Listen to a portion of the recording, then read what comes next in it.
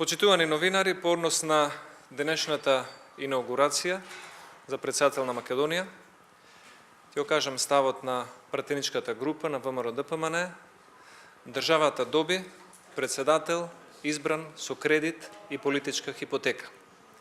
За господинот Пендаровски гласаа за волја на вистината и многу луѓе со доверба и високи очекувања. Но исто така голем број на луѓе не гласаа за него и не ја дадоа довербата. Но она што беше најважно за да биде избран за председател е што доби политички кредит од политичари и партии кои што ќе очекуваат тој кредит да им се врати. Враќањето на тој кредит нема да биде од страна на господинот Пендаровски, веројатно ќе го враќа политичарот со кого што Пендаровски се согласува 102,5% според неговите зборови.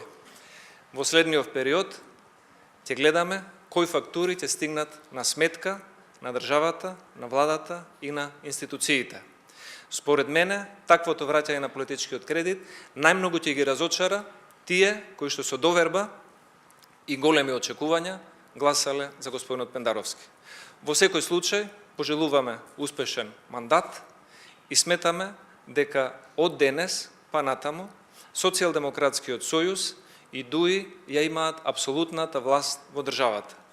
Имаат собрание и мнозинство, влада и министри, мнозинство на градоначалници и председател на држава. Апсолутната власт носи апсолутна одговорност. За жал, понекогаш, апсолутната власт многу и корумпира и очекуваме да видиме какви мерки ќе превземат за да дените ветувања дека Македонија ќе биде земја во која ќе донесат живот и подобар економски развој. Благодарам многу, повелете доколку имате некои прашања. Јавноста ќе биде сведок и самата ќе може во следните 7 до 8 месеци да се увери во тоа дека Пендаровски и Заев ќе враќаат високи кредити на сметка на граѓаните кои што гласале за него со очекување и доверба, но за да се раздолжат кон одредени политички партии кои што дале кредит за тој да биде избран.